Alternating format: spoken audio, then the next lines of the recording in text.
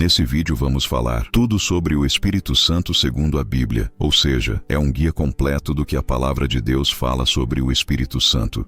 Você já se perguntou quem é o Espírito Santo e qual é a sua atuação em nossas vidas segundo a palavra de Deus? Neste vídeo revelador, você vai descobrir desde Gênesis até o Novo Testamento como o Espírito Santo se manifesta. Na criação, Gênesis 1, versículo 2, como pessoa que sente e pode ser entristecida, Efésios 4, versículo 30, e como Espírito da verdade que nos guia em toda a verdade, João 16, versículo 13. O Espírito Santo é Deus, segundo Coríntios 3, versículo 17, parte da Trindade revelada por Jesus, Mateus 28, versículo 19, e habita dentro de nós para nos consolar, ensinar, transformar e dar poder para viver uma vida de vitória. Atos 1, versículo 8. Prepare-se para um guia completo e prático que vai fortalecer sua fé, encher sua vida da presença de Deus e renovar seu relacionamento com o Espírito Santo. Deixe sua mensagem de fé nos comentários. Escreva algo simples como: Eu recebo, Senhor Jesus. Espírito Santo, guia minha vida hoje. Eu sou o templo do Espírito Santo. Sua declaração pública será também uma oração de fé e inspiração para outros irmãos e irmãs em Cristo. O Senhor é o Espírito, e onde está o Espírito do Senhor, aí há liberdade. 2 Coríntios 3, versículo 17. O Espírito Santo não é um mistério distante reservado apenas a teólogos ou líderes religiosos. Ele é real, próximo, vivo e presente. Muitas vezes ouvimos falar dele como se fosse apenas uma força, uma energia ou uma influência abstrata. Mas a verdade é que ele é uma pessoa divina, plenamente Deus, que sente, fala, guia, consola e transforma vidas. Neste vídeo, você não vai apenas ouvir informações. Vai mergulhar em uma jornada pela palavra de Deus, compreendendo passo a passo o que a Bíblia ensina sobre o Espírito Santo. E mais do que isso, como essa verdade pode impactar diretamente a sua vida hoje. Pare por um instante e reflita. Quantas decisões você já tomou sem ouvir a direção de Deus? Quantas vezes se sentiu perdido, confuso, sem clareza de qual caminho seguir? E se eu dissesse que existe alguém enviado pelo próprio Pai, para estar ao seu lado todos os dias, para ensinar, corrigir, consolar e guiar em toda a verdade? Esse alguém é o Espírito Santo. E sem ele, a fé cristã não é completa. Jesus, pouco antes de ser crucificado, prometeu em João 14, 16 a 17, que rogaria ao Pai para enviar o Consolador, o Espírito da verdade, para estar com os discípulos para sempre. Não era apenas uma promessa para aqueles homens do primeiro século, mas uma promessa para mim e para você, hoje. O mesmo Espírito que desceu sobre Jesus em seu batismo, o mesmo que encheu os discípulos no Pentecostes, está disponível agora, em cada momento da sua vida. Imagine como seria viver cada dia com clareza espiritual, com coragem para enfrentar lutas, com consolo nos momentos de dor, com poder para vencer tentações e força para não desistir. Esse é o papel do Espírito Santo em nós. Tornar real a presença de Cristo, transformar nosso caráter e nos encher de poder para testemunhar. Sem ele, a fé se torna apenas uma teoria. Com ele, a fé se torna experiência viva. Neste guia completo, vamos percorrer toda a Bíblia para entender a obra do Espírito Santo. Você vai ver como ele estava presente na criação, como atuava no Antigo Testamento, como foi prometido pelos profetas, como capacitou Jesus, como desceu no Pentecostes, como habita em nós e como ele prepara a igreja para o futuro glorioso. Cada parte será fundamentada em textos sagrados, aplicados de forma prática, para que você não apenas compreenda, mas experimente a realidade do Espírito em sua vida. Enquanto você assiste, eu quero que mantenha seu coração aberto, porque a cada passagem, a cada reflexão, você terá a oportunidade de se aproximar mais do Espírito Santo. E para selar esse momento, eu quero que você escreva nos comentários a sua declaração de fé. Algo simples, mas poderoso. Pode ser: Espírito Santo, guia minha vida hoje. Essa declaração é mais do que palavras. É uma oração pública, Um passo de fé. Um testemunho que pode inspirar outras pessoas. Agora prepare-se, porque a jornada começa. E no primeiro tópico, vamos ver o Espírito Santo na criação, no início de todas as coisas, quando o universo ainda estava em formação. Você vai perceber que ele não apareceu apenas no Novo Testamento, mas sempre esteve ativo, sempre presente, sempre operando. O Espírito Santo na criação. No princípio, antes que houvesse forma, antes que existisse ordem ou qualquer sinal de vida, a Bíblia nos apresenta a figura majestosa do Espírito Santo. Gênesis 1:2 descreve esse momento. E a terra era sem forma e vazia, e havia trevas sobre a face do abismo, mas o Espírito de Deus pairava sobre a face das águas. Essa é a primeira menção direta ao Espírito Santo na Escritura, e ela não é casual. Logo no início da revelação divina, Deus nos mostra que o Espírito já estava presente, ativo, operando e preparando a criação para receber a ordem, a vida e a beleza que viriam pela palavra do Senhor. Isso nos ensina algo profundo. Nada do que existe surgiu sem a atuação do Espírito. Ele não aparece como um detalhe, mas como protagonista na obra criadora. A palavra usada para descrever esse movimento, quando o texto diz que ele pairava sobre as águas, traz a ideia de um pássaro que protege e aquece seu ninho, dando vida ao que está em gestação. Assim, o Espírito Santo estava ali, envolto sobre o caos primordial, trazendo movimento, preparando o cenário para que a luz surgisse, para que os céus se abrissem, para que a vida fosse formada. É impossível pensar em criação sem o Espírito, porque ele é o sopro que transforma o nada em existência. Ele é o poder que torna o impossível realidade. Jó 33:4 confirma isso quando diz: "O Espírito de Deus me fez, e o sopro do Todo-Poderoso me dá a vida." Não é apenas no universo em geral, mas em cada pessoa individualmente, que o Espírito atua como fonte de vida. Cada batida do coração, cada respiração, cada dia que amanhece, é sustentado pelo sopro do Espírito Santo. O Salmo 104:30 aprofunda ainda mais essa visão. Envias o teu Espírito, e eles são criados, e assim renovas a face da terra. Essa não é apenas uma recordação do passado, mas uma realidade contínua. O mesmo Espírito que agiu na criação inicial continua sustentando, renovando e vivificando tudo o que existe. A criação não é um ato que ficou no passado distante, é uma obra em andamento, sustentada pelo Espírito Santo. Isso tem implicações profundas para nós. Primeiro, nos mostra que nossa existência não é fruto do acaso. Você não está vivo por coincidência. Sua vida não é um acidente. Há um Espírito que sopra sobre você. Há um Deus que decidiu sustentar a sua existência. Em cada respiração que você dá, existe a assinatura do Espírito Santo. Quando você abre os olhos pela manhã e sente o ar entrando nos seus pulmões, ali está a prova de que o mesmo Espírito que pairava sobre as águas no princípio continua ativo hoje. Esse entendimento muda a forma como encaramos a vida. Não estamos abandonados ao caos. Não estamos perdidos em um universo sem propósito. Há um Espírito que ordena, que guia, que renova. Segundo, essa realidade nos ensina que o Espírito Santo não é um convidado de última hora na história da redenção. Ele não aparece apenas no Novo Testamento, no dia de Pentecostes, como se tivesse surgido de repente. Desde a criação, ele está presente. Ele sempre foi Deus. Ele sempre atuou. Ele sempre foi essencial. Quando entendemos isso, percebemos que não existe vida cristã sem a consciência da presença do Espírito. Ele não é opcional. Ele não é secundário. Ele é parte fundamental daquilo que Deus é e daquilo que Deus faz. Terceiro, o Espírito na criação nos aponta para algo ainda mais pessoal.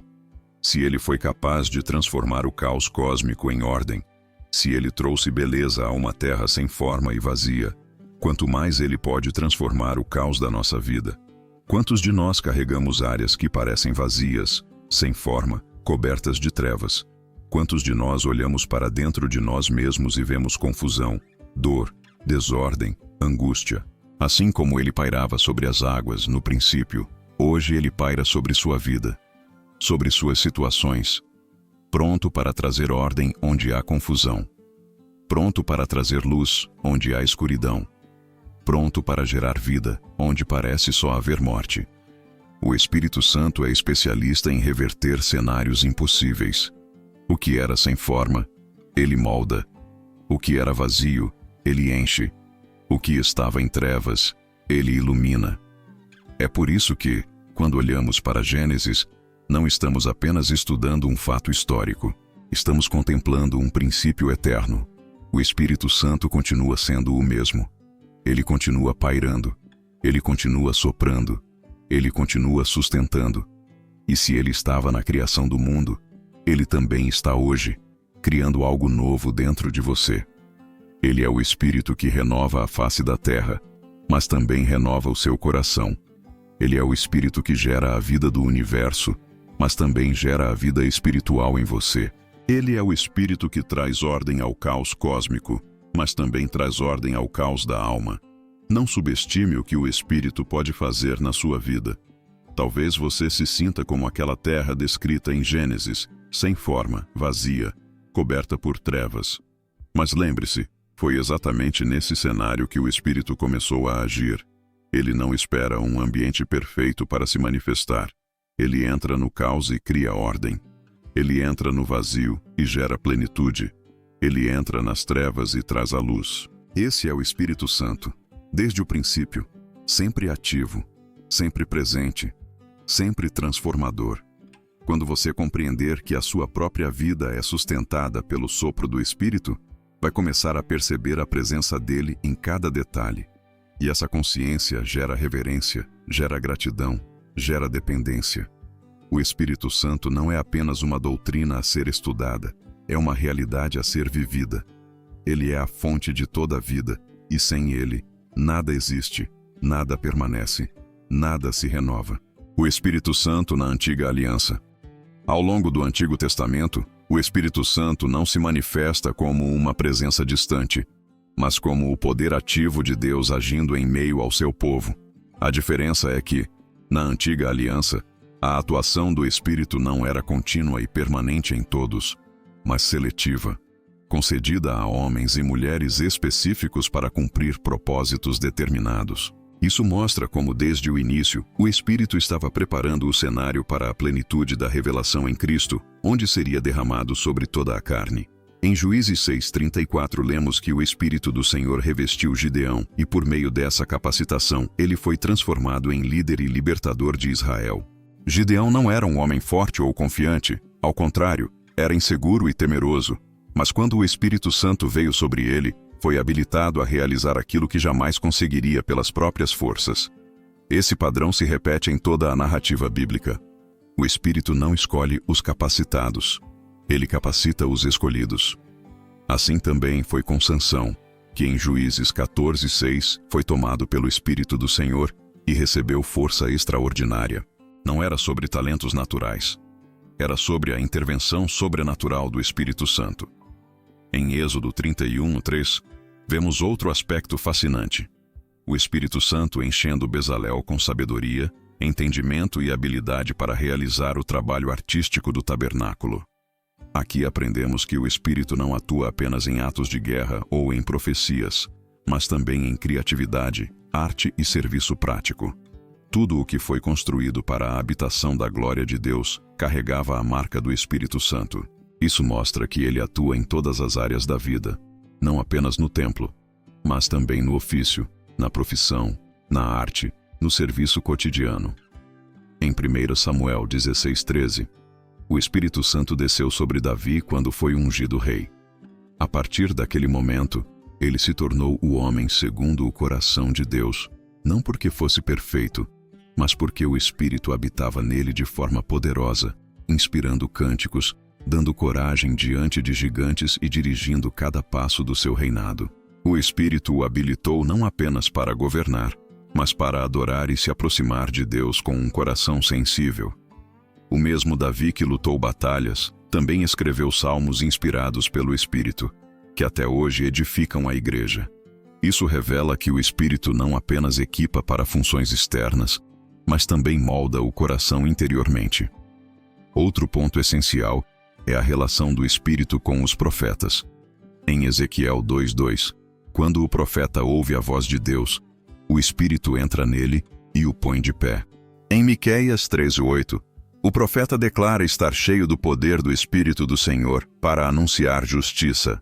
A palavra profética não nascia da mente humana, mas da inspiração direta do Espírito Santo, como explica 2 Pedro 1:21. Porque nunca jamais qualquer profecia foi dada por vontade humana.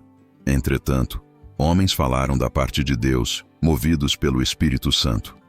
Assim, cada palavra registrada no Antigo Testamento carrega a marca da atuação do Espírito, preparando o povo para a revelação plena que viria em Cristo. Mas há um detalhe crucial. A presença do Espírito podia se retirar. Diferente da Nova Aliança, onde o Espírito é o selo permanente da salvação, no Antigo Testamento ele se afastava quando havia desobediência persistente. Davi compreendia isso, e por isso orou em Salmo 51:11. Não me lances fora da tua presença, nem retires de mim o teu Santo Espírito. Ele sabia que sem o Espírito não havia força, não havia direção, não havia comunhão. Essa realidade revela como o Espírito é indispensável para a vida com Deus. Olhando para tudo isso, aprendemos que o Espírito Santo sempre foi o grande protagonista invisível da história de Israel. Ele levantava líderes improváveis, fortalecia guerreiros, capacitava artesãos, inspirava profetas e ungia reis. Ele estava sempre atuando para que a vontade de Deus fosse realizada na terra. Mesmo antes do Pentecostes, o Espírito já estava operando de maneira poderosa, mostrando que o plano de Deus sempre incluiu a sua presença ativa entre os homens. Esse panorama nos ensina que, se na antiga aliança o Espírito já era capaz de realizar coisas tão extraordinárias em pessoas comuns, quanto mais na nova aliança, quando ele é derramado sobre todos os que creem. Aquilo que antes era restrito agora está acessível a cada um de nós. O mesmo Espírito que agiu em Gideão, Sansão, Bezalel, Davi e nos profetas, é o Espírito que habita em você hoje. Se ele capacitou homens frágeis, pode capacitar você. Se ele deu coragem a corações medrosos, pode dar coragem ao seu. Se ele inspirou cânticos e palavras que atravessaram séculos, pode também encher sua vida com propósito e eternidade. Portanto, o Espírito Santo na antiga aliança não foi uma manifestação limitada de poder, mas um prelúdio, um anúncio, uma preparação para algo ainda maior. Ele sempre esteve lá, sempre atuou, sempre foi indispensável. E o que o Antigo Testamento nos mostra de forma parcial no Novo é revelado de maneira plena. O Espírito não apenas vem sobre, mas habita dentro. Não apenas visita, mas permanece. Não apenas capacita momentaneamente, mas transforma para sempre. A promessa do Espírito Santo.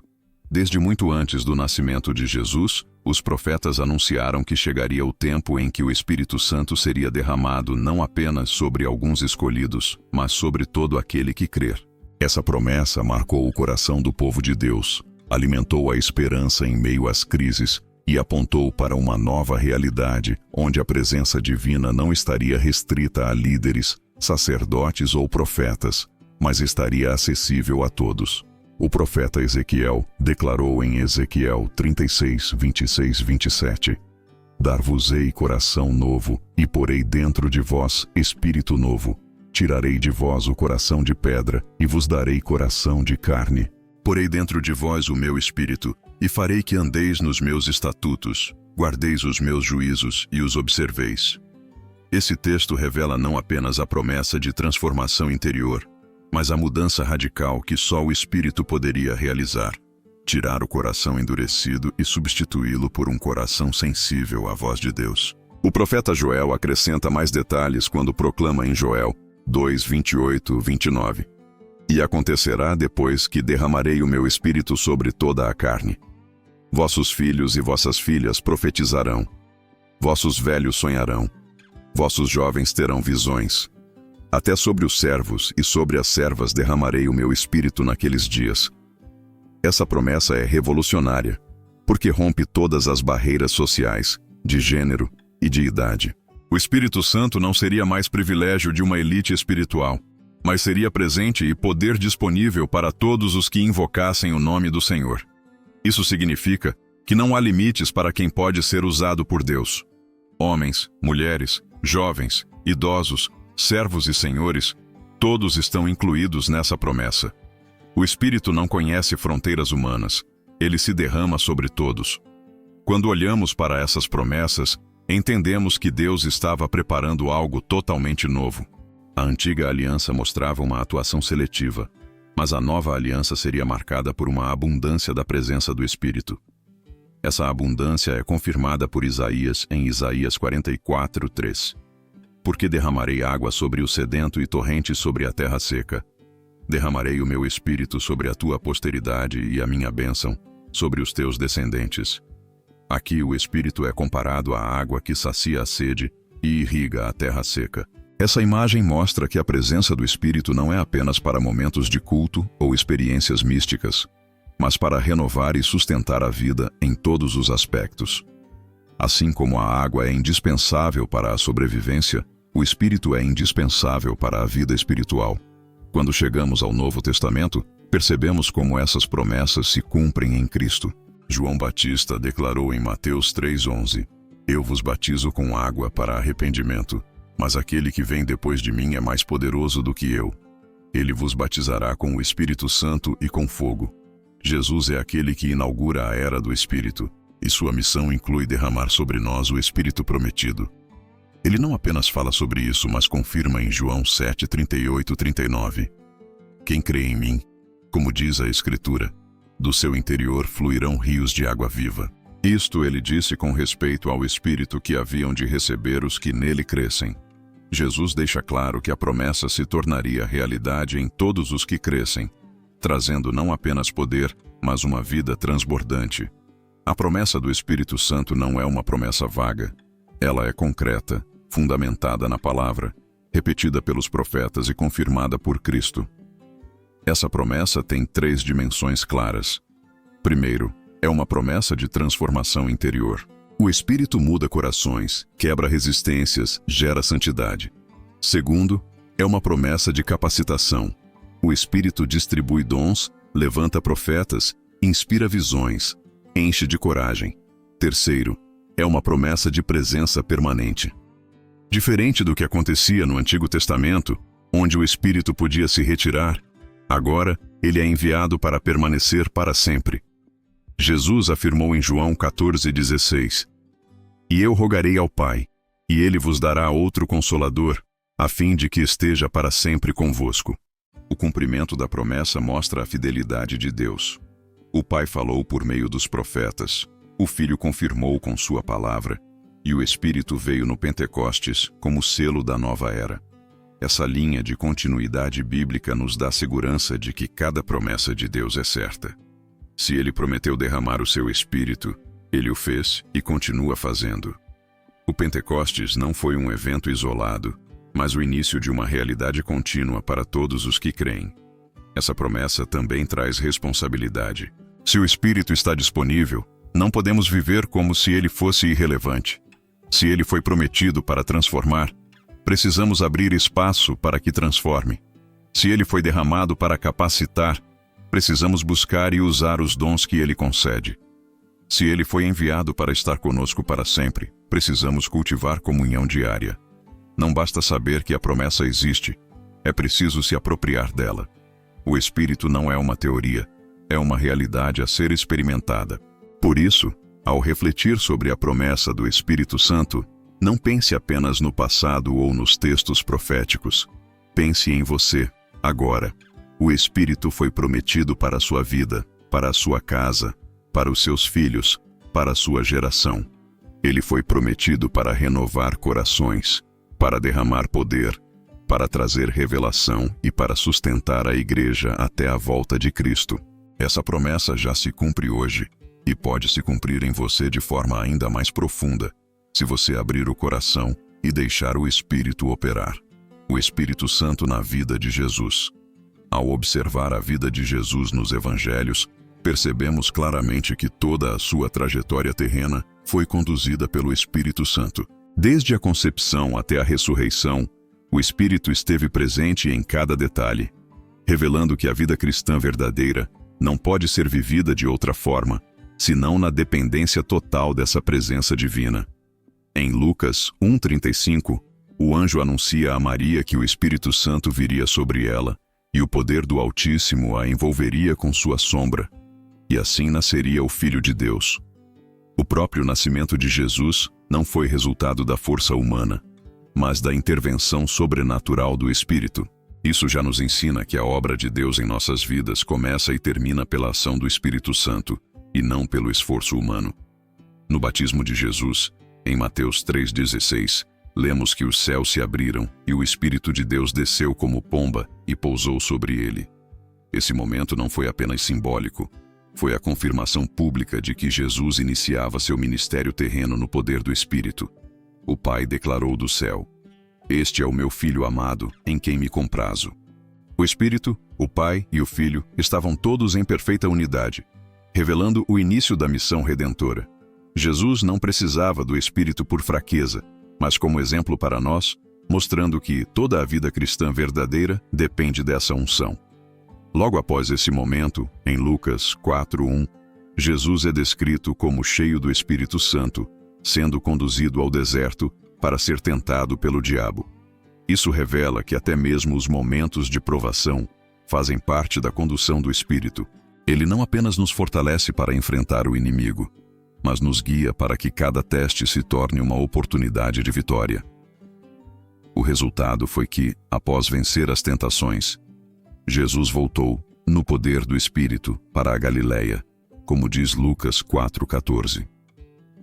Há uma diferença clara entre estar cheio do Espírito e andar no poder do Espírito. A plenitude gera intimidade, mas o poder gera impacto.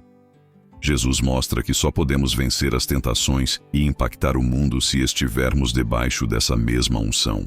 Quando Jesus leu em Lucas 4:18-19, as palavras do profeta Isaías, declarou: "O Espírito do Senhor está sobre mim, pelo que me ungiu para evangelizar os pobres.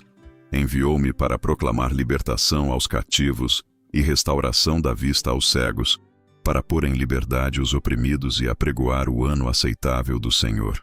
Essa foi a definição clara da sua missão, e cada parte dela foi conduzida e cumprida pelo Espírito. Evangelizar, libertar, curar, restaurar, consolar. Tudo estava ligado à atuação do Espírito em sua vida. Isso mostra que o ministério de Jesus não era apenas palavras ou sinais isolados, mas a expressão perfeita da presença do Espírito Santo agindo de forma plena. Os milagres de Jesus também estão conectados a essa unção. Em Mateus 12:28 ele afirma: "Se porém eu expulso demônios pelo Espírito de Deus, certamente é chegado a vós o reino de Deus." O poder que curava enfermos, libertava oprimidos e ressuscitava mortos fluía pelo Espírito Santo. Jesus nos mostra que a manifestação do reino de Deus acontece quando o Espírito age, e que sem ele não há libertação, não há cura e não há transformação. É pelo Espírito que o reino se torna realidade visível. Mesmo na sua morte e ressurreição vemos a atuação do Espírito. Hebreus 9:14 declara que foi pelo Espírito eterno que Cristo ofereceu a si mesmo imaculado a Deus. Em Romanos 8:11, Paulo afirma que foi o Espírito Santo que ressuscitou Jesus dentre os mortos, e esse mesmo Espírito habita em nós para também vivificar nossos corpos mortais. Isso revela que, do início ao fim, a vida de Jesus foi inseparável do Espírito. Ele nasceu pelo Espírito, foi batizado no Espírito, viveu cheio do Espírito, ministrou no poder do Espírito, morreu em obediência pelo Espírito e ressuscitou pelo Espírito. Esse padrão tem uma mensagem clara. Se o próprio Filho de Deus, sendo perfeito, viveu na total dependência do Espírito, quanto mais nós precisamos dessa presença para viver de acordo com a vontade do Pai. Sem o Espírito Santo, a vida cristã se reduz a rituais vazios e a uma religião sem poder. Com ele, experimentamos direção, força, consolo, ousadia e transformação. O Espírito que esteve sobre Jesus é o mesmo que hoje está disponível para cada um que crê. A vida de Cristo é o modelo perfeito do que significa viver no Espírito, e Ele mesmo nos convida a seguir por esse caminho de plena dependência. O Espírito Santo no Pentecostes. Quando chegamos ao livro de Atos, encontramos o marco definitivo da promessa cumprida, o derramamento do Espírito Santo no Pentecostes. Em Atos 2, no dia em que Jerusalém estava repleta de judeus vindos de todas as nações para a festa das primícias, o céu se abriu e algo inédito aconteceu. Lucas descreve que veio do céu um som, como de um vento impetuoso, e encheu toda a casa onde estavam assentados. Línguas como de fogo pousaram sobre cada um deles, e todos foram cheios do Espírito Santo e começaram a falar em outras línguas, conforme o Espírito lhes concedia que falassem. Esse momento não foi apenas um fenômeno espiritual isolado. Foi a inauguração oficial da igreja. Foi o cumprimento direto daquilo que Jesus havia prometido em Atos 1:8. Mas recebereis poder ao descer sobre vós o Espírito Santo, e sereis minhas testemunhas, tanto em Jerusalém, como em toda a Judéia e Samaria, e até aos confins da terra. O Pentecostes revela pelo menos 3 dimensões essenciais da obra do Espírito. A primeira é a dimensão do poder. A igreja que antes estava trancada por medo, agora se levantou com ousadia. Pedro, que havia negado Jesus diante de uma serva, agora pregava com autoridade diante de multidões. Isso mostra que o Espírito transforma covardes em testemunhas, fracos em fortes, silenciosos em proclamadores da verdade. A segunda dimensão é a da unidade. Em Gênesis 11, na Torre de Babel, a humanidade foi dividida por línguas e dispersa por causa do orgulho.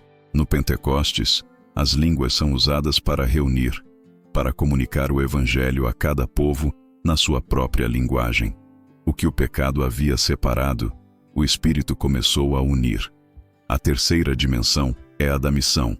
O Espírito não veio apenas para trazer experiências místicas, mas para impulsionar os discípulos a levar o Evangelho até os confins da terra.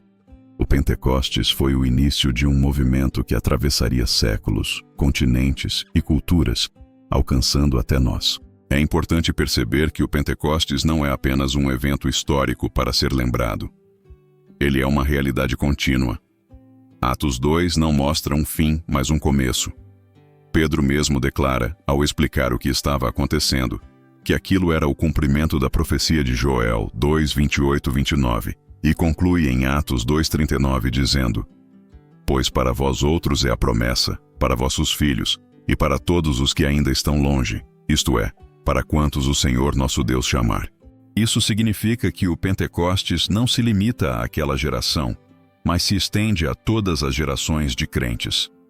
O mesmo Espírito que desceu sobre os apóstolos está disponível para nós hoje. O mesmo fogo que incendiou aquela sala ainda queima. O mesmo vento que encheu aquele lugar ainda sopra. O mesmo poder que transformou aqueles homens ainda transforma. Outro detalhe poderoso é que o Espírito não desceu apenas sobre líderes, mas sobre todos os que estavam reunidos. Isso demonstra que na nova aliança não há distinção entre maior e menor. Todos podem ser cheios do Espírito, todos podem ser usados, todos podem receber dons. Esse derramamento é inclusivo, universal, abrangente. Não há barreiras de idade, gênero, posição social ou cultura. O Espírito é derramado sobre todo aquele que crê. Essa é a beleza da promessa cumprida.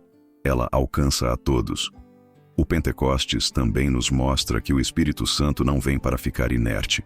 Quando ele enche, ele move. Aquele grupo não permaneceu escondido, mas saiu às ruas, proclamando a mensagem em várias línguas. Isso nos ensina que ser cheio do Espírito não é apenas uma experiência interior, é também um impulso exterior.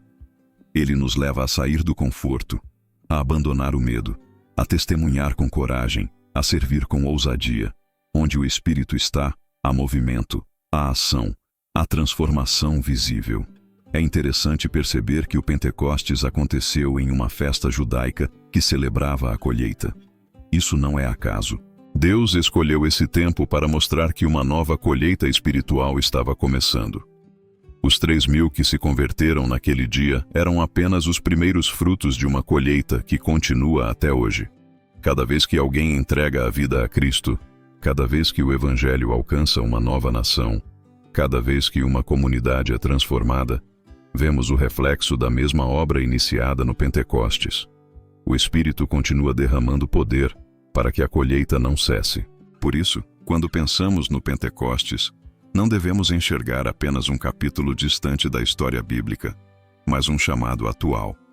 Ele nos convida a buscar a plenitude do Espírito, a desejar ser cheios, a viver com ousadia, a testemunhar com coragem. Ele nos lembra que a promessa é para nós, para nossos filhos e para todos que o Senhor chamar. O Pentecostes foi o ponto de partida de uma igreja viva, e o Espírito continua sendo a força que sustenta essa igreja até hoje. Assim como no princípio ele pairava sobre as águas, assim como no Antigo Testamento ele capacitou líderes e profetas, agora ele foi derramado sem medida para transformar vidas e mover a igreja. O Pentecostes não terminou, ele continua em cada geração que se abre para receber o Espírito Santo. O Espírito Santo como pessoa. Um dos maiores equívocos sobre o Espírito Santo é tratá-lo como se fosse apenas uma força impessoal, uma energia ou uma influência vaga de Deus. Mas a palavra é clara. Ele é uma pessoa, com mente, vontade e emoções, plenamente consciente e ativo em tudo o que faz. Negar a personalidade do Espírito é reduzir a revelação bíblica e esvaziar a profundidade da comunhão que podemos ter com Ele. Efésios 4:30 afirma: "E não entristeçais o Espírito de Deus, no qual fostes selados para o dia da redenção." Uma força não pode ser entristecida, mas uma pessoa sim. O Espírito tem sentimentos, reage, se alegra, se entristece. Ele se relaciona conosco de forma pessoal, não abstrata. Atos 13:2 nos mostra outra evidência clara. Ali está escrito: "Servindo eles ao Senhor e jejuando, disse o Espírito Santo: Separai-me agora Barnabé e Saulo para a obra a que os tenho chamado." O Espírito fala, instrui, direciona, escolhe e chama. Não é apenas uma influência que paira sobre os discípulos. É o próprio Espírito de Deus tomando decisões específicas, revelando sua vontade. Atos 15:28 reforça isso quando os apóstolos dizem: "Pareceu bem ao Espírito Santo e a nós." Essa expressão mostra que ele participa ativamente do processo de decisão da igreja, conduzindo o povo de Deus de forma prática e objetiva. Isso não seria possível se ele fosse apenas uma energia. Só uma pessoa pode falar, decidir, interagir e conduzir. Romanos 8:14 acrescenta outra dimensão. "Pois todos os que são guiados pelo Espírito de Deus são filhos de Deus." Guiar é uma ação intencional. O Espírito não apenas inspira, ele conduz como um amigo próximo, como um conselheiro que caminha lado a lado. É o Espírito quem nos mostra o caminho, quem nos alerta sobre perigos, quem nos orienta em nossas escolhas. Isso revela que ele deseja um relacionamento real e ativo com cada um de nós. Não estamos diante de uma força fria, mas de alguém que conhece o íntimo do nosso coração e deseja nos conduzir na direção correta. Outra prova de sua personalidade é a sua capacidade de interceder. Em Romanos 8:26-27, Paulo escreve que o Espírito nos assiste em nossa fraqueza, porque não sabemos orar como convém, mas o mesmo Espírito intercede por nós sobremaneira com gemidos inexprimíveis. E aquele que sonda os corações sabe qual é a mente do Espírito, porque segundo a vontade de Deus é que ele intercede pelos santos. Essa passagem mostra de maneira inconfundível que o Espírito não apenas transmite a oração, mas intercede, apresenta nossas necessidades diante do Pai e ora em nosso lugar quando não temos palavras.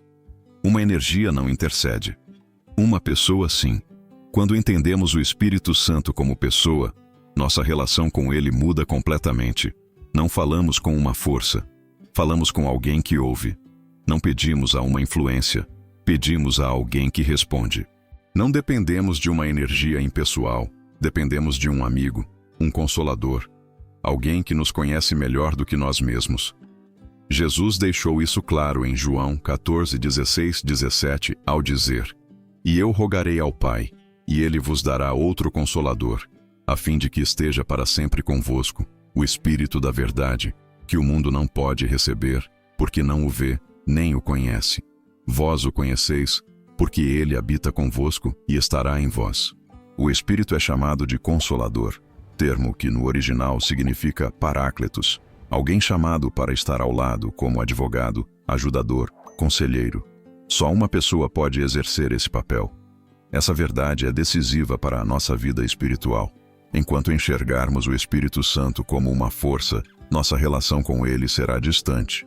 Mas quando o reconhecemos como pessoa, passamos a buscá-lo em oração, a ouvir sua voz, a obedecer à sua direção, a abrir espaço para que ele molde nossas emoções e transforme nossas escolhas. O Espírito não é um conceito teológico abstrato, é o próprio Deus presente conosco, relacionando-se de forma pessoal, íntima e contínua. Essa consciência também nos leva à reverência. Quando sabemos que ele sente, entendemos que podemos entristecê-lo com atitudes de pecado, com desobediência, com indiferença. Isso nos chama à santidade, a vida alinhada com a vontade de Deus. Não por medo, mas por amor, porque reconhecemos que o Espírito é alguém que habita em nós e deseja ser honrado em tudo o que fazemos. O Espírito Santo como pessoa é a garantia de que não estamos sozinhos. Ele não é apenas uma força nos movendo como peças. É alguém que caminha ao nosso lado, que fala, que guia, que consola, que intercede, que se relaciona. Essa é a beleza do cristianismo. Deus não está distante, mas presente, habitando em nós por meio do seu Espírito. E é por isso que precisamos cultivar diariamente essa amizade, essa comunhão, essa dependência. Reconhecer a pessoa do Espírito é abrir espaço para uma vida cristã plena, cheia de direção, poder e intimidade com Deus. O Espírito Santo como Deus. A Bíblia não deixa dúvidas de que o Espírito Santo não é apenas uma pessoa, mas também é plenamente Deus. Ele compartilha da mesma natureza divina do Pai e do Filho, sendo eterno, onipotente, onisciente e onipresente. Essa realidade nos mostra que, quando nos relacionamos com o Espírito, não estamos lidando com uma manifestação secundária de Deus, mas com o próprio Deus vivo habitando em nós. É por isso que honrar o Espírito é honrar a Deus, e desprezar o Espírito é desprezar o próprio Senhor. Em 2 Coríntios 3,17, Paulo declara: Ora, o Senhor é o Espírito, e onde está o Espírito do Senhor, aí há liberdade. Essa afirmação é profunda porque identifica o Espírito diretamente com o Senhor, atribuindo a ele autoridade e divindade. Onde o Espírito se manifesta, a presença de Deus é experimentada de forma plena. Jesus também confirmou a divindade do Espírito em Mateus 28,19, quando ordenou que os discípulos batizassem em nome do Pai, do Filho e do Espírito Santo. Essa fórmula batismal coloca o Espírito no mesmo nível de honra e autoridade que o Pai e o Filho. Não são três deuses diferentes, mas um único Deus em três pessoas eternamente iguais em poder e glória. Isso significa que o Espírito Santo não é inferior ao Pai nem ao Filho, mas participa da mesma essência divina. Cada vez que confessamos a Trindade, afirmamos que o Espírito é Deus verdadeiro, de Deus verdadeiro. Outro texto decisivo está em Atos 5, na história de Ananias e Safira. Quando eles mentiram sobre o valor da propriedade, Pedro disse em Atos 5:3, Ananias, por que encheu Satanás o teu coração para que mentisses ao Espírito Santo, reservando parte do valor do campo? E logo em seguida, em Atos 5:4, completa, não mentiste aos homens, mas a Deus. Mentir ao Espírito é mentir a Deus, porque ele é Deus. Isso elimina qualquer dúvida sobre sua identidade divina. O Espírito não é apenas alguém que serve a Deus. Ele é o próprio Deus, digno de reverência, temor e obediência.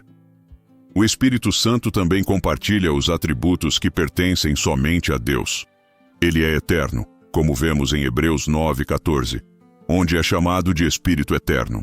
Ele é onisciente, pois 1 Coríntios 2:10-11 afirma que o Espírito sonda todas as coisas, até mesmo as profundezas de Deus.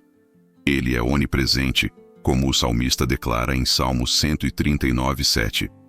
Para onde me irei do teu Espírito, ou para onde fugirei da tua presença? Ele é onipotente, pois em Lucas 1:35 é chamado de poder do Altíssimo. Cada um desses atributos comprova que ele é plenamente divino, possuidor da mesma glória e autoridade que o Pai e o Filho. Entender a divindade do Espírito muda completamente nossa perspectiva. Não estamos tratando com um mensageiro apenas, mas com o próprio Deus. Quando ele fala, é Deus falando. Quando ele guia, é Deus guiando. Quando ele consola, é Deus consolando. Isso nos dá confiança de que podemos depender totalmente dele. Porque ele não falha, não mente, não muda. O mesmo Deus que criou o universo é o mesmo que habita em nós pelo Espírito. O infinito se fez presente no íntimo do nosso coração. Essa verdade também nos alerta sobre a seriedade do pecado contra o Espírito. Jesus disse em Mateus 12, 31-32, que a blasfêmia contra o Espírito Santo não será perdoada. Por quê? Porque rejeitar o testemunho do Espírito sobre Cristo é rejeitar a própria salvação. Isso mostra que desonrar o Espírito é desonrar a própria essência de Deus. Ele não é alguém que podemos ignorar sem consequências. Ele é Deus e deve ser honrado como tal. A divindade do Espírito Santo também revela a profundidade da nossa comunhão com Ele. O fato de Deus habitar em nós por meio do Espírito é algo extraordinário. No Antigo Testamento, a presença de Deus estava restrita ao Santo dos Santos, acessível apenas uma vez por ano ao sumo sacerdote. Hoje, por meio do Espírito, o próprio Deus habita dentro de nós, fazendo de cada crente o templo vivo do Senhor. 1 Coríntios 6:19 afirma: Ou não sabeis que o vosso corpo é santuário do Espírito Santo, que está em vós, o qual tendes da parte de Deus, e que não sois de vós mesmos? Isso significa que a presença divina não está mais limitada a um templo de pedra, mas preenche cada vida que se entrega a Cristo. Reconhecer o Espírito Santo como Deus gera reverência, obediência e adoração. Ele não é um detalhe da fé, mas o próprio Senhor que nos conduz, santifica, transforma e sustenta. Se Ele é Deus, então tudo o que somos e fazemos deve ser colocado sob sua direção. Ele merece nossa rendição completa, nossa confiança absoluta, nossa adoração sincera. O Espírito Santo é Deus, eterno e glorioso, e viver sem essa consciência é viver longe da plenitude que Deus preparou para nós. Os nomes e símbolos do Espírito Santo. Ao longo da Bíblia, o Espírito Santo é revelado não apenas por suas ações, mas também por meio de nomes e símbolos que expressam a riqueza do seu caráter e a profundidade da sua obra. Esses nomes não são meros títulos decorativos, mas revelações da sua identidade. Cada símbolo carrega um significado que nos ajuda a compreender como ele age e qual é a sua função em nossas vidas. Reconhecer esses aspectos amplia nossa visão e nos permite experimentar o Espírito de forma mais completa e íntima. Ele é chamado de Espírito de Deus e Espírito de Cristo em Romanos 8:9. Essa dupla designação revela sua perfeita unidade com o Pai e o Filho. Não existe divisão dentro da Trindade, mas uma perfeita comunhão. Quando dizemos que o Espírito é de Deus, afirmamos sua procedência e essência divina. Quando dizemos que é de Cristo, declaramos sua missão de glorificar o Filho e aplicar em nós a obra da cruz. Essa conexão mostra que a salvação não é apenas um ato passado em Cristo, mas uma experiência contínua realizada em nós pelo Espírito. Jesus também o chamou de Consolador em João 14,16, usando a palavra Paráclitos, que significa alguém chamado para estar ao lado. Esse nome nos mostra o aspecto pessoal do Espírito, como aquele que não nos deixa órfãos, mas caminha conosco em cada etapa. Ele é advogado que defende, conselheiro que orienta, amigo que conforta. Em João 16,13, ele é chamado de Espírito da Verdade, aquele que não apenas fala, mas guia em toda a verdade, libertando-nos das mentiras do inimigo e das ilusões do coração humano. Em Romanos 1,4, ele aparece como o Espírito de Santidade, aquele que separa, purifica e molda nosso caráter segundo a imagem de Cristo. Esses nomes revelam sua essência, mas os símbolos bíblicos acrescentam ainda mais profundidade. Em João 7:38-39, Jesus compara o Espírito Santo a rios de água viva que fluem do interior de quem crê. A água é símbolo de vida, purificação e satisfação. Assim como ninguém pode viver sem água, ninguém pode ter vida espiritual sem o Espírito. Ele é quem sacia nossa sede mais profunda e nos transforma em canais de bênção para outros. Em Mateus 3:11, João Batista descreve o Espírito como fogo. O fogo purifica, ilumina e consome o que é impuro. O Espírito queima o pecado, acende paixão por Deus e traz luz onde há trevas.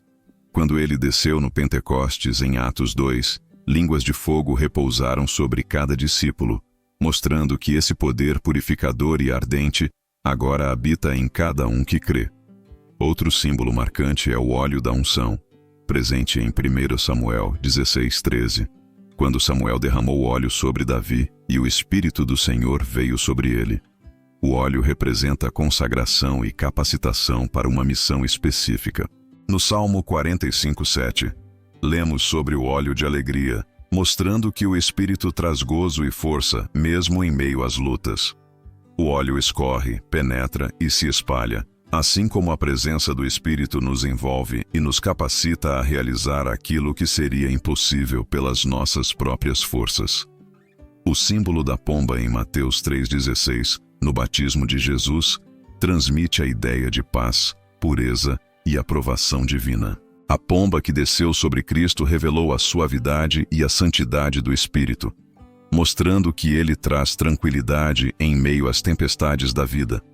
Em João 20:22, Jesus soprou sobre os discípulos e disse: "Recebei o Espírito Santo." Aqui, o Espírito é comparado ao sopro ou vento. O vento é invisível, mas seus efeitos são visíveis. Ele move, empurra, refresca e transforma. Da mesma forma, o Espírito age de forma muitas vezes invisível, mas seus frutos são evidentes. Ele nos impulsiona, nos dá vida e nos conduz, mesmo quando não entendemos todos os caminhos. Esse sopro é o mesmo que animou o homem no Éden e que hoje continua dando vida espiritual a todos que creem. Cada nome e cada símbolo revelam um aspecto único da atuação do Espírito. Ele é consolador que caminha ao lado, verdade que liberta, santidade que purifica, água que sacia, fogo que consome, óleo que unge, pomba que traz paz e vento que move. Quando compreendemos essa diversidade de imagens, entendemos que o Espírito Santo não pode ser limitado a uma única função ou experiência. Ele é completo, multifacetado, atuando em todas as áreas da nossa vida, tanto no íntimo do coração quanto nas grandes obras da Igreja. Isso também nos desafia a reconhecer e experimentar o Espírito em todas as suas dimensões. Não basta conhecer sua presença como Consolador, se não experimentamos também o seu fogo que purifica. Não basta buscar a sua unção como óleo, se não permitimos que ele nos guie como vento. O Espírito deseja se manifestar de forma plena, trazendo vida, luz, paz, poder e santidade. Quanto mais abrimos espaço para sua atuação, mais experimentamos a riqueza da vida cristã. Reconhecer os nomes e símbolos do Espírito é reconhecer sua presença em todos os aspectos da existência. Ele é Deus em nós, Deus conosco e Deus por meio de nós. Ele age com suavidade e com poder, com ternura e com intensidade. Ele é ao mesmo tempo água que sacia e fogo que consome, pomba que traz paz e vento que transforma. E tudo isso para que a glória de Cristo seja revelada em nós e através de nós. O fruto do Espírito Santo. Ao falar sobre o fruto do Espírito, Paulo em Gálatas 5:22-23 declara: "Mas o fruto do Espírito é amor, alegria, paz, longanimidade, benignidade, bondade, fidelidade, mansidão, domínio próprio. Contra estas coisas não há lei." Esse texto revela que a presença do Espírito Santo em nós não se expressa apenas em dons e manifestações visíveis, mas principalmente em um caráter transformado. O fruto não é uma opção entre várias, mas um conjunto inseparável de virtudes que demonstram a obra interior do Espírito na vida de quem se rendeu a Cristo. Ele não se produz por esforço humano, mas pelo fluir da vida do Espírito dentro de nós, assim como uma árvore frutifica naturalmente quando está enraizada e saudável. O primeiro aspecto do fruto é o amor. O amor não é apenas um sentimento passageiro, mas a decisão de buscar o bem do outro, mesmo em sacrifício próprio. É o mesmo amor descrito em Romanos 5:5. O amor de Deus é derramado em nossos corações pelo Espírito Santo que nos foi outorgado. Isso significa que não somos capazes de amar de forma verdadeira sem o Espírito. Ele é quem nos capacita a amar a Deus acima de todas as coisas e ao próximo como a nós mesmos. Depois do amor, vem a alegria. Não uma alegria superficial, dependente de circunstâncias, mas a alegria do Senhor, que é a nossa força, como declara Neemias 8:10. É uma alegria que permanece mesmo em meio a perdas, porque não depende de condições externas, mas da presença interna do Espírito. A paz é outro aspecto fundamental. Não se trata apenas de ausência de conflitos, mas da Shalom de Deus, um estado de plenitude e confiança. Jesus prometeu em João 14:27, Deixo-vos a minha paz vos dou. Não a dou como o mundo a dá. O Espírito aplica essa paz ao nosso coração, mesmo em meio às tempestades. A longanimidade, ou paciência, é a capacidade de suportar provações e esperar o tempo de Deus sem desistir.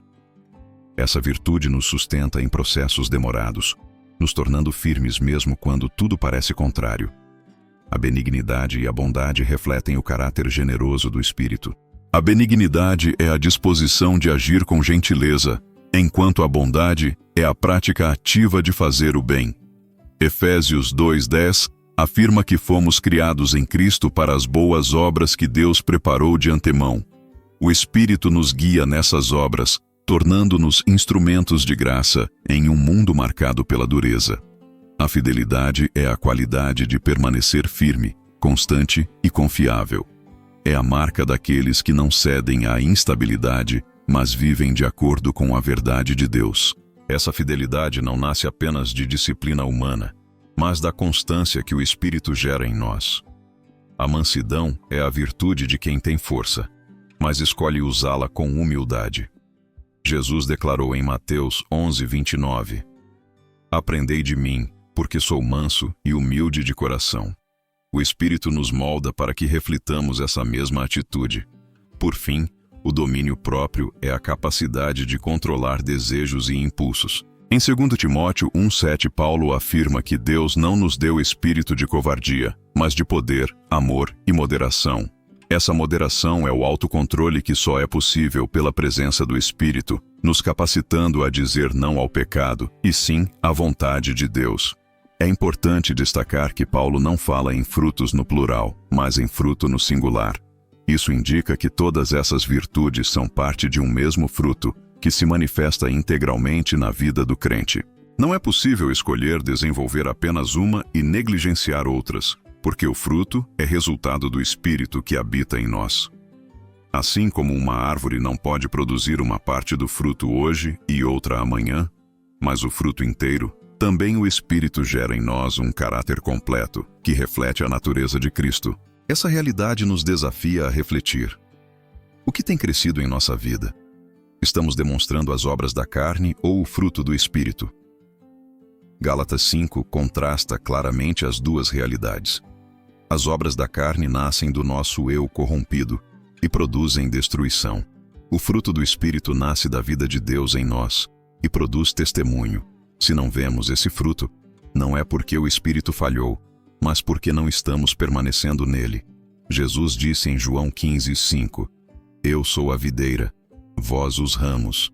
Quem permanece em mim e eu nele, esse dá muito fruto, porque sem mim nada podeis fazer. O segredo não está em esforço humano, mas em permanecer em Cristo pelo Espírito. O fruto do Espírito é a maior evidência de que pertencemos a Cristo. Dons podem ser imitáveis, mas o fruto é inconfundível. Ele mostra que não apenas recebemos poder, mas fomos transformados por dentro.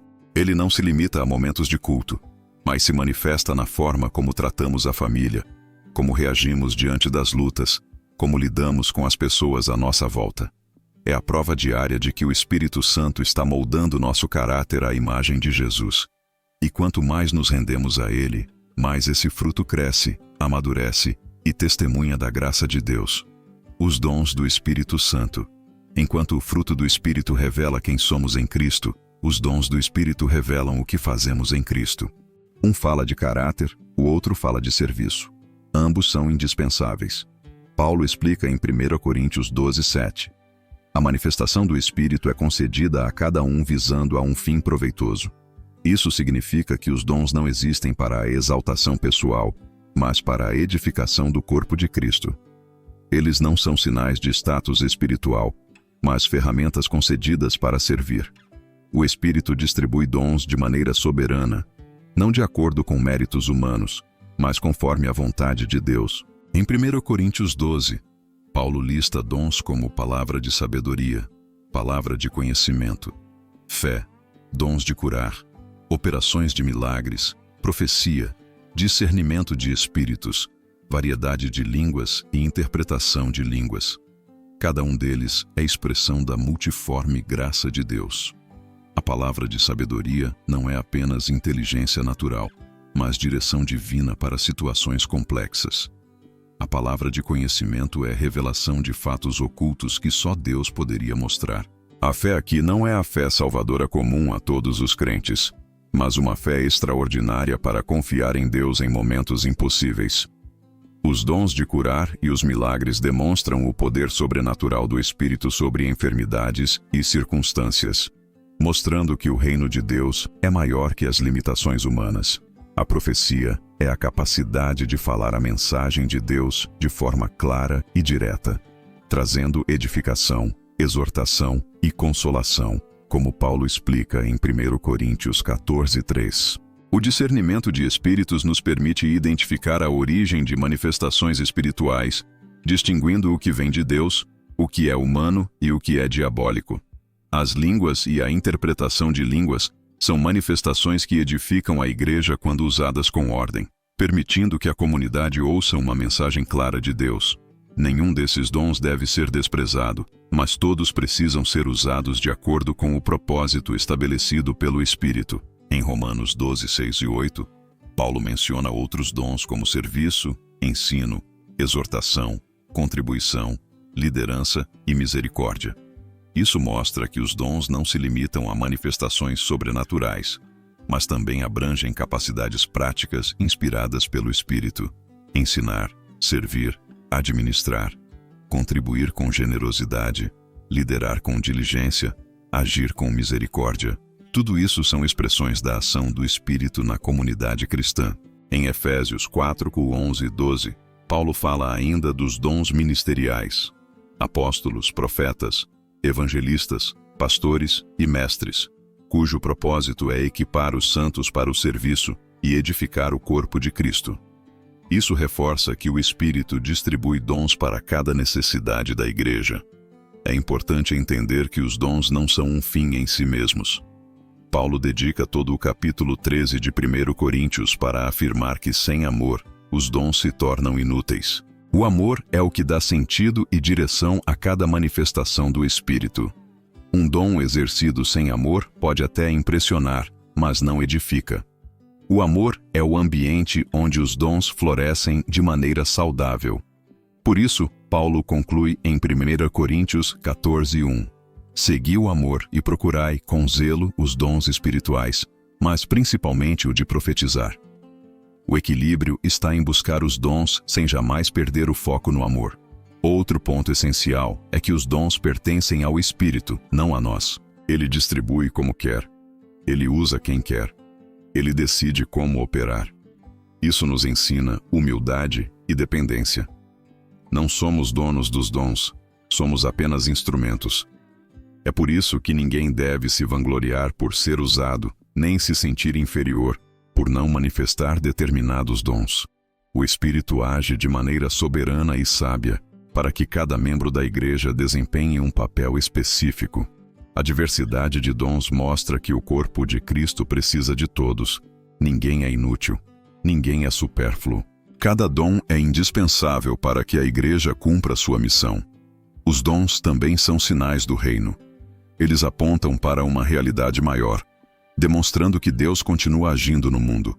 Quando um enfermo é curado, vemos uma amostra do que será a restauração final. Quando uma palavra profética é liberada, vemos que Deus continua falando ao seu povo. Quando milagres acontecem, vemos que nada é impossível para o Senhor.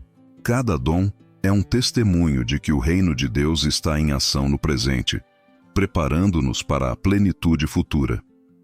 Isso nos desafia a buscar os dons com zelo não para a nossa glória, mas para a glória de Deus e para o bem da igreja. Paulo nos incentiva em 1 Coríntios 14:12. Assim também vós, já que estáis desejosos de dons espirituais, procurai abundar neles para a edificação da igreja. O desejo pelos dons é legítimo, desde que nossa motivação seja correta. Precisamos clamar para que o Espírito nos use, não para nos destacarmos, mas para que Cristo seja conhecido, a igreja seja edificada e o mundo seja alcançado. Os dons do Espírito não são lembranças de um passado distante, mas realidades atuais. Eles não se extinguiram, porque a missão da igreja não terminou.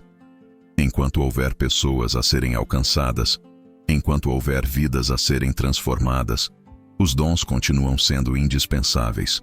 O mesmo Espírito que os derramou no primeiro século é o mesmo que continua distribuindo hoje. Cabe a nós nos abrirmos, buscarmos, exercermos e permanecermos disponíveis para sermos canais da manifestação do poder de Deus. O Espírito Santo como mestre, consolador e guia. Entre as funções mais preciosas do Espírito Santo está a de ser mestre, consolador e guia. Ele não apenas atua em momentos de poder visível, mas está presente em cada detalhe da caminhada do cristão, instruindo, confortando e conduzindo.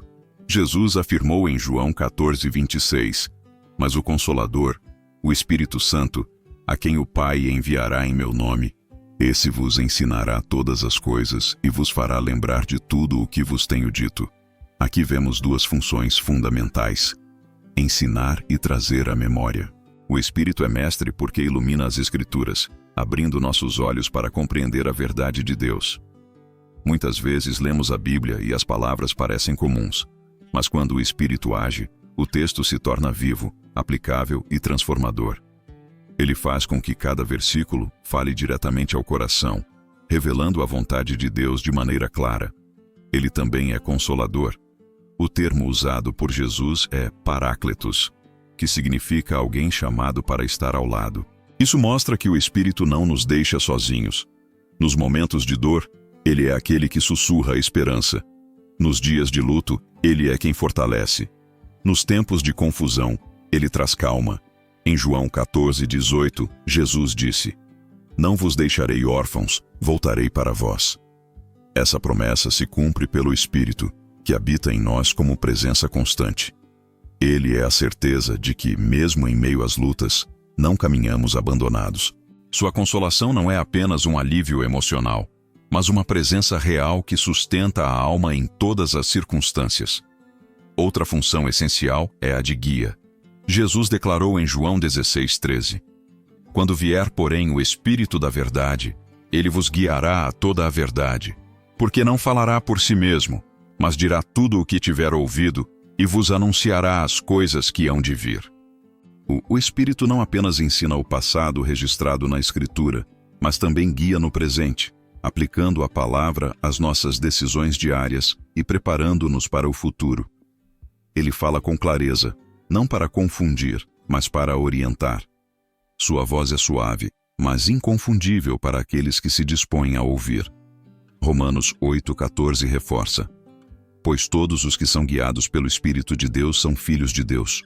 Isso significa que ser guiado pelo Espírito é a marca da verdadeira filiação. Ele nos dirige em escolhas simples e em decisões complexas, sempre nos levando ao centro da vontade do Pai. O Espírito Santo também atua como intercessor em nossas fraquezas. Romanos 8:26 declara: Também o Espírito, semelhantemente, nos assiste em nossa fraqueza, porque não sabemos orar como convém, mas o mesmo Espírito intercede por nós, sobremaneira com gemidos inexprimíveis. Isso mostra que sua função de guia não se limita a dar direção, mas inclui participar ativamente de nossa jornada espiritual, orando em nosso lugar quando não encontramos palavras. Ele não apenas nos diz o caminho, ele caminha conosco, sustenta nossa fé e nos leva adiante quando estamos fracos. Essa atuação do Espírito como mestre, consolador e guia transforma a experiência cristã em algo profundamente relacional. Não seguimos apenas princípios frios ou doutrinas distantes, mas somos conduzidos por alguém vivo e presente. Isso exige de nós sensibilidade e rendição. Precisamos aprender a ouvir a sua voz, a depender de sua instrução, a confiar em sua direção. Muitas vezes buscamos respostas em todos os lugares, quando o Espírito Santo já está pronto para nos guiar. Precisamos cultivar um coração sensível, disposto a obedecer, mesmo quando ele nos conduz por caminhos que não entendemos completamente. A presença do Espírito como mestre garante que nunca estaremos sem entendimento. Sua atuação como consolador assegura que nunca estaremos sem esperança. E sua função como guia nos certifica que nunca estaremos sem direção. Ele é tudo isso ao mesmo tempo, porque conhece nossas necessidades mais profundas. Ao reconhecer sua obra, percebemos que não há área da vida que esteja fora do alcance de sua atuação. Ele ensina, consola e guia em casa, no trabalho, na igreja, nos relacionamentos, nas decisões pessoais e até nos momentos mais silenciosos do coração. Se hoje você sente falta de sabedoria, peça ao Espírito que ensine. Se sente dor, abra o coração para ser consolado. Se está perdido, clame para ser guiado. Ele é fiel e cumpre sua função, porque foi enviado exatamente para isso.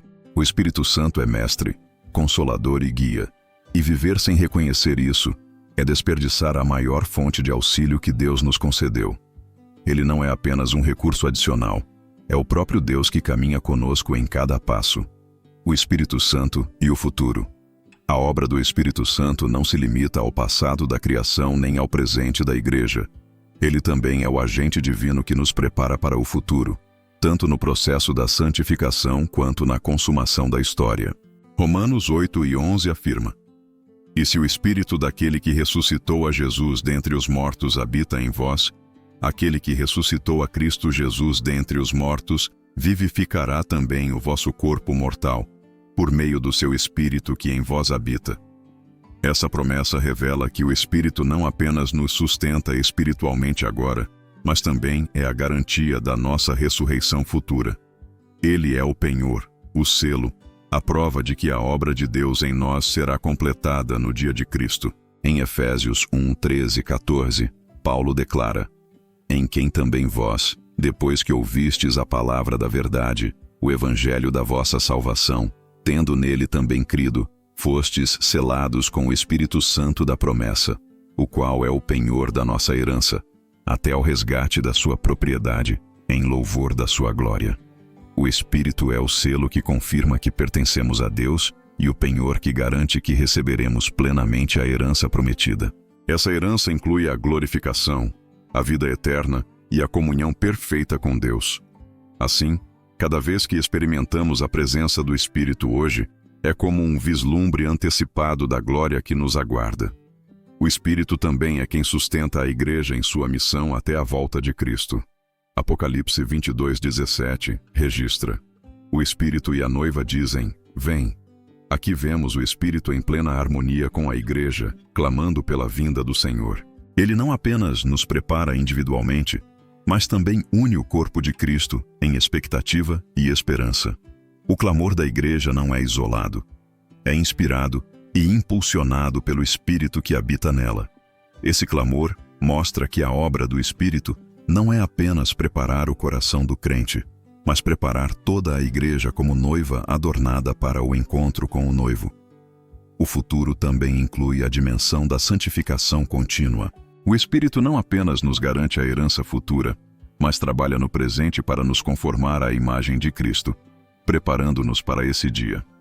2 Coríntios 3:18 afirma: E todos nós, com o rosto desvendado, contemplando como por espelho a glória do Senhor, somos transformados, de glória em glória, na mesma imagem, como pelo Senhor, o Espírito. Cada processo de transformação agora é um ensaio do que será a transformação final. O Espírito nos molda diariamente para que no futuro sejamos plenamente semelhantes a Cristo em glória. Outra dimensão do futuro é o poder de perseverar até o fim. O Espírito é quem fortalece a fé em meio às tribulações, quem nos dá coragem para enfrentar perseguições e quem mantém a chama da esperança acesa. Em Judas 20:21 somos exortados: edificando-vos na vossa fé santíssima, orando no Espírito Santo, guardai-vos no amor de Deus, esperando a misericórdia de nosso Senhor Jesus Cristo para a vida eterna. O Espírito é quem sustenta essa esperança viva, mantendo-nos firmes enquanto aguardamos a consumação. Isso nos leva a entender que o Espírito Santo é o elo entre o já e o ainda não. Já temos a salvação, já experimentamos sua presença, já vemos sinais do reino. Mas ainda não temos a plenitude, ainda não alcançamos a glorificação, ainda não vemos Cristo face a face. O Espírito é a garantia de que esse ainda não se tornará realidade. Ele nos lembra que somos cidadãos do céu, que nossa pátria está acima, que nossa jornada aqui é temporária. Ele nos dá a consciência de que o melhor ainda está por vir. Esse papel do Espírito em relação ao futuro nos desafia a viver em vigilância e expectativa.